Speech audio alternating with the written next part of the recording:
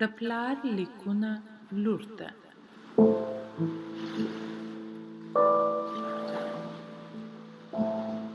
لیکوال جواهرلال نهرو.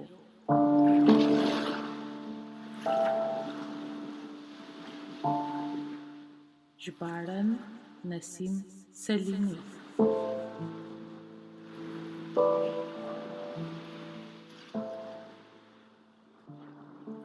د لرغونې نړۍ ستر ښارونه.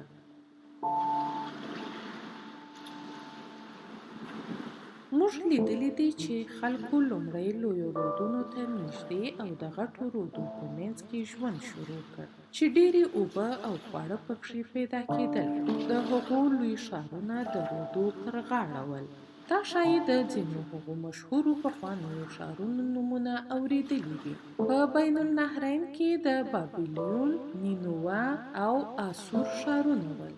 ډېره موده کېږي چې دا ښارونه له منځه تللي دي، خو که څوک خاورې او ریګ ښه پوره وکیندي او ورپسې وګوري نو یې نښانې یا بقایاوې پیدا کولی سي. په زرهاوو کلونه کېږي چې دا ښارونه تر خاورو او ریګو لاندې سوي دي او نښانه یې نه معلومیږي. په ځینو ځایو کې د زړو ښارو پر سر نوي ښارونه آباد سوي دي او هغه یې پټ کړي دي. هغو خلکو چې غوښتل چې د دغو ښارو درک ځان ته معلوم کړي مجبوره ول چې ډېرې کیندنې وکړي او ځینې وختونه به یې څو ښارونه یو د بل پر سر پیدا کړل.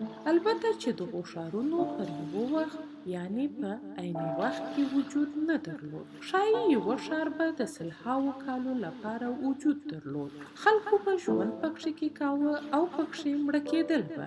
بیا به نو د هغو اولادونه او د اولادو زامن، لمسیان او کړوسیان زیږېدل او مړه کېدل به.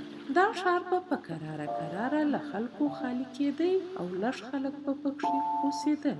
په پای کې به هلته هیڅوک نه ول پاته او ټول ښار به یوه خرابه او د خاورو یوه کوټه یا کوچنۍ غونډۍ سوه. ریګ او خاورې به راغلې او دغه ښارونه به یې وپوښل او پټ به یې کړل او داسې څوک به نه وو چې دا خاورې لیرې کړي. تر ډېرو کلو وروسته به تر خاورو او ریګو لاندې سول او له خلکو څخه به دا هېر سول چې پخوا دلته یو ښار پروت و. نو په سلهاوو کلونه به ښایي تېر سوي وي چې بیا به نور خلک راغلي او هلته به یې یو نوی ښار جوړ کړی وي.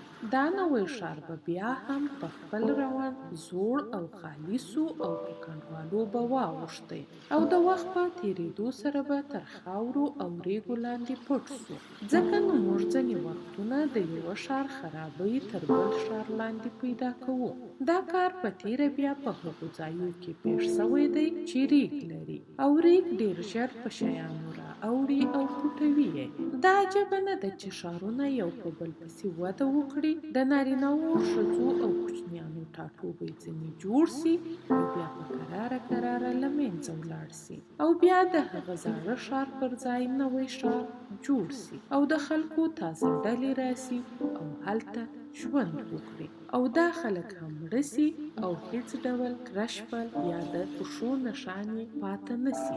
زه د دې ښارو بیان په یو څو جملو کې کوم، خو ته د هغو زرهاوو کلو په باره کې ری ووهه چې پر یو ښار تېرېږي چې یو ښار وده وکړي او بیا له منځه ولاړ سي او پر ځای یې نور ښارونه رامنځته سي. د یو چا سن چې 70 یا 80 کالو ته ورسېږي زوړ بلل کېږي، مګر 0 کالو ته 70 یا 80 کاله څه شی دی؟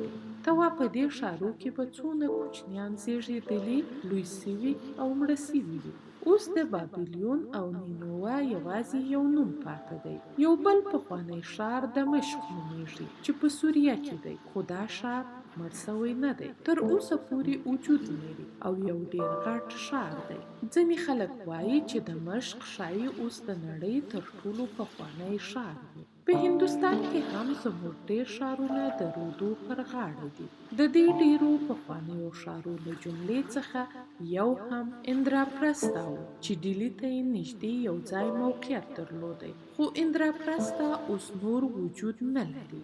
بنارس یا وارانسي یا کاشي ډېر زوړ دي، ښایي د نړۍ تر ټولو زوړ ښار وي. الهاباد، کانپور، پټنه او داسې نور ښارونه چې ته فکر کولی سي هم د رودو پر غاړه دي. خو دا ښارونه ډیر زاړه نه دي. کپرایات یا الهاباد او پټنه چې پټالی پوترا نومېده ډیر پخواني دي. دغه شان په چین کې هم لرغوني ښارونه وجود لري.